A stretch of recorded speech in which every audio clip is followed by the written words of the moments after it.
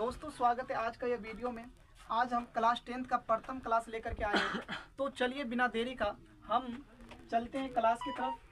पहला जो है क्वेश्चन क्या कह रहा है, निम्नलिखित संख्याओं का एचसीएफ का मतलब होता है महत्तम समापवर्तक।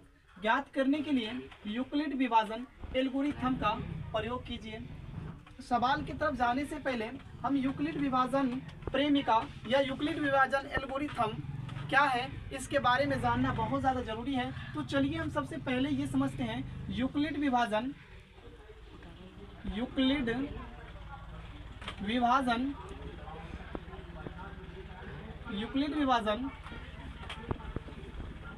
प्रेमिका क्या है। तो यूक्लिड विभाजन प्रेमिका है ए बराबर बी क्यू प्लस आर। आपने पहले क्लास में पढ़े होंगे भाज्य बराबर भाजक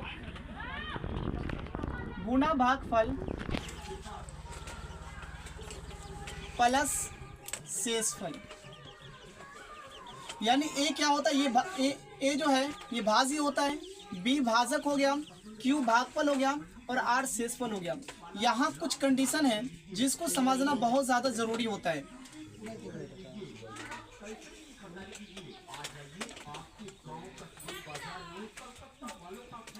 यानी इसका मतलब हुआ या तो जीरो जो है या तो आर जीरो के बराबर होंगे या आर जीरो से बड़ा होगा, और हमेशा आर से बड़ा क्या होगा बाबू, बी होगा। हमेशा आर से बड़ा बी होगा, यानी शेषफल हमेशा क्या होता है, भाजक से छोटा होता है। तो चलिए हम यूक्लिड विभाजन प्रेमिका का प्रयोग करके हम किस तरह सवाल को सोल्व करते हैं। क्वेश्चन की तरफ यहाँ दिया हुआ 135 और 225। इसको यूक्लिड विभाजन प्रेमिका के प्रयोग से हम एचसीएफ ज्ञात करेंगे।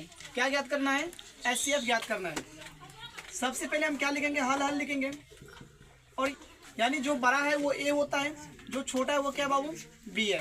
तो यहाँ ए बराबर दिया हुआ है 225 और बी कितना दिया हुआ बाबू, 135 दिया हुआ है। तो यहाँ लिखेंगे यूक्लिड विभाजन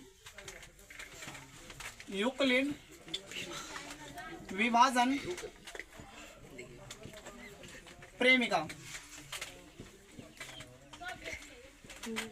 अभी हम क्या बताएं, यूक्लिड विभाजन प्रेमिका क्या होता है, ए बराबर बी क्यू प्लस आर। तो यहाँ ए कितना दिया हुआ वो 225 है, यही है ना, और बी कितना दिया हुआ 135 है, गुना क्यू हमें मालूम नहीं है और प्लस आर हमें मालूम नहीं है। क्या नहीं मालूम है, क्यू नहीं मालूम है और आर नहीं मालूम है। इसका पता करने के लिए हम क्या करेंगे बाबू, 225 में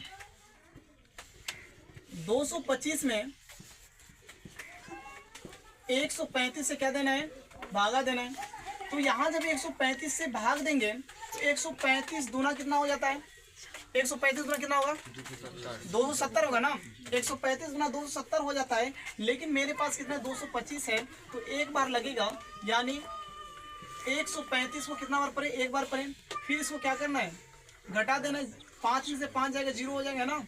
2 में से 3 जाएगा नहीं, एक पैंचा लेगा, कितना हो जाएगा, 12 होगा। 12 में से 3 जाएगा, कितना होगा बाबू, कितना होगा, 9 हो जाएगा। और यहाँ फिर एक बचा, 1 में से 1 जाएगा तो क्या हो जाएगा, 0 हो जाएगा, यानी कैंसिल हो गया। तो कितना बचा, 9। तो ये जो बचा है ना, इसको ही हम क्या कहते हैं, आर कहते हैं, है ना। और जो भाग लगा है ना, इसको ही हम क्या कहते हैं बाबू, क्यू कहते हैं। बात को समझो, यही है ना। तो क्यू कितना हो गया यहाँ पे बाबू, 225 बराबर कितना हुआ, 135 गुना क्यू कितना है, 1 हो गया, और प्लस आर कितना है बाबू, 90 है। समझने में कोई दिक्कत यहाँ तक किसी को, कोई दिक्कत नहीं है, कॉन्सेप्ट क्लियर हो गया ना। यानी हम क्यू कैसे निकालते हैं और आर कैसे निकालते हैं, है ना। और ये प्रक्रिया तब तक होता रहेगा जब तक कि आर 0 ना हो जाए, जब तक कि आर 0 ना हो जाए। तो चलिए अब क्या करेंगे, अब इसका तो हम काम कर दिए ना। अब जो एक बार यहाँ पे जो है ना, ए का जो एक बार काम हो जाता है फिर उसको नहीं लिखेंगे। अब क्या लिखेंगे यहाँ पे 135 और क्या हो जाएगा यहाँ पे 90 है, 90 लेंगे। अब देखो फिर यहाँ पे हमको ये तो मालूम हो गया, लेकिन क्या यहाँ पे लिखना है, क्यू लिखना है और आर लिखना है। तो फिर यहाँ क्या करेंगे बाबू, 90 से 135 में भाग देना है। कितना बार में लगेगा बाबू, एक बार में। 90 से लगाएंगे, 5 में से 0 घटे कितना होगा, 5 होगा। 3 में से 9 घटेगा नहीं, एक पैंचा ले लेंगे 13 हो जाएगा। 13 में से 9 घटेगा कितना होगा 4, यानी ये क्या हो गया R हो गया, ये कितना हो गया फिर Q हो गया। तो यहाँ Q कितना है बाबू, Q कितना है 1 है और R कितना है 45 है। तो चलिए फिर आगे चलते हैं बाबू। यहाँ 0 नहीं ना हुआ है, नहीं, फिर यहाँ क्या हो जाएगा A बराबर 90 हो जाएगा और यहाँ कितना 45 है। Q और R जानने के लिए हम क्या करते हैं, भाग देते हैं।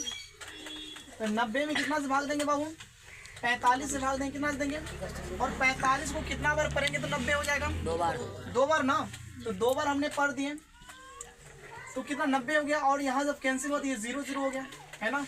और इस बार क्या हुआ, R कितना हो गया बाबू 0 हो गया है और Q कितना है बाबू, Q कितना है 2, Q कितना है 2 है। तो यहाँ Q कितना लिख देंगे 2 लिख देंगे और R कितना है 0। हमने क्या बोले थे, ये प्रक्रिया तभी तक चल सकता है जब तक कि 0 ना आ जाए। जब 0 हो गया ना, जब 0 हो गया और जिससे भागा देने के बाद 0 आ गया ना मान, वही तुम्हारा क्या हो जाएगा, HCF हो जाएगा। अब यहाँ हम लिख सकते हैं अतः, क्या लिख सकते हैं, अतः कितना है 135 और 225 का HCF बराबर कितना हो जाएगा बाबू 45 है। किसी बच्चा को समझने में कोई दिक्कत, कोई बच्चा को समझने में दिक्कत है नहीं ना।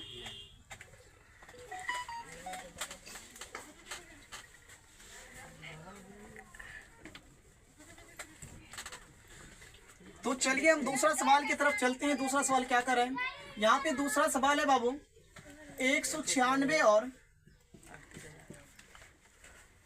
38,220 और इसका हम क्या करेंगे, फिर यूक्लिड विभाजन एल्गोरिथम के प्रयोग से क्या करना है, HCF ज्ञात करना है। जैसे हमने पहला क्वेश्चन का हमने अभी HCF ज्ञात किए। तो यहाँ क्या दिया, हमने क्या बोले थे 12 जो है वो क्या होता है, A होता है ना। पहले सबसे पहले हल लिख लो। अब इसको चलो हल करते हैं। तो 12 वाला क्या होता है, A होता है ना। तो A कितना दिया हुआ 38,220 है और B कितना दिया हुआ वो 196 दिया हुआ है। और यहाँ लिखेंगे यूक्लिड विभाजन, यूक्लिड विभाजन, यूक्लिड विभाजन प्रेमिका। अब यूक्लिड विभाजन प्रेमिका क्या है, ये तो सारे बच्चे को मालूम ही हो गया होगा। A बराबर BQ प्लस क्या बाबू R है, यही है ना। तो हमें A कितना दिया हुआ है 38,220 है ना, बराबर क्या है B कितना दिया हुआ बाबू 196 है ना, गुना Q प्लस क्या है R। यहाँ 38,220 है और बराबर कितना है बाबू 196 गुना Q प्लस R है। तो हम यहाँ Q और R को निकालने के लिए हम सबसे पहले क्या करेंगे, 196 से 38,220 में क्या करेंगे, भाग देंगे है ना। इसको कितना बार पढ़ना पड़ेगा, एक बार पढ़ेंगे। 2 बार पढ़ने से क्या होता है बाबू, 2 बार जब पढ़ते हैं तो यहाँ जो 382 से क्या होता है, ज़्यादा हो जाता है। तो हम एक बार पढ़ेंगे, एक बार पढ़ेंगे तो कितना होगा 196। अब 2 में से 6 तो नहीं घटेगा, लेकिन एक जब पैंचा ले लेंगे 12 हो जाएगा और 12 में से 6 आसानी से घट जाएगा, 6 हो जाएगा। अब ये कितना हो गया, अब ये 7 हुआ, 7 में से 9 नहीं घटेगा है ना, एक पैंचा ले लेंगे 17 होगा और 17 में से 9 घटे कितना होगा बाबू, 17 में से 9 घटे कितना होगा, कितना हो जाएगा 17 में से 9 घटेगा तो कितना होगा 8 होगा है ना। यहाँ पे 8 लिख देंगे। अब यहाँ 2 हुआ, 2 में से जब 1 घटेगा तो कितना होगा बाबू 1 होगा और यहाँ कितना उतर गया 2। अब कितना बार लगेगा बाबू है ना। अब यहाँ दो, इसको और लगा दो 9 बार, कितना बार 9 बार। 9 के 54 के 4 हाथ में कितना हो जाएगा 5, हाथ में 5 और 9 9 81 5 कितना हो जाएगा 86, हाथ में कितना 8 और 9 8 कितना होगा बाबू 9 8 17, यही होगा ना। अब देखो 2 में से 4 नहीं, यानी 12 में से 4 घटे कितना होगा 8 होगा। और यहाँ कितना हो गया, जब पैंचा लेंगे तो 5 हुआ ना, 5 में से 6 घटेगा नहीं, एक पैंचा लेंगे 15 होगा, 15 में से जब 6 घटेगा कितना होगा 9 हो गया है ना। अब यहाँ 7 7 में से 7 जाएगा तो क्या होगा 0 हो जाएगा, यानी कैंसिल हो जाएगा और 1 में से 1 जाएगा, ये भी कैंसिल हो गया। अब कितना उतरेगा बाबू यहाँ पे 0 उतरेगा। अब इसको कितना बार लगाएंगे? अब ये लगेगा 5 बार में। कितना बार में? 5 बार में। 6 पंजे 30 की जीरो हाथ में 3 है ना, 9 पंजे 45, 3 48 का हाथ में कितना हो जाएगा? 4 होगा ना। और यहाँ देखो, और 5 1 5 4 कितना होगा? 9। और इसी के साथ ये क्या हो जाता है बाबू? 0 हो जाता है। और यहाँ देखो, पहला ही मतलब कि पहले बार भाग में क्या होता है? R 0 हो जाता है। और ये क्या है बाबू? ये जो निकला है ना, ये क्या है? Q है। तो हमको Q कितना प्राप्त हो गया बाबू? यहाँ जो 38,220 बराबर कितना है? 196 गुना Q मालूम नहीं था, लेकिन Q यहाँ कितना निकल गया बाबू? 195 प्लस R कितना है? 0। हमने क्या बोले थे?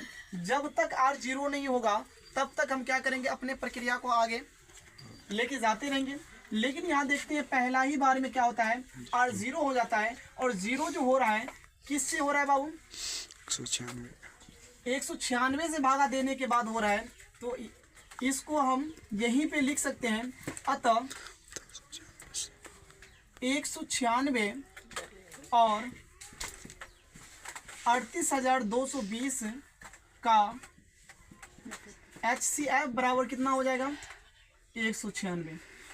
समझ में आ रहा है कि नहीं आ रहा है? समझ में आ रहा है ना? समझने में कोई दिक्कत किसी को नहीं ना है? नहीं है।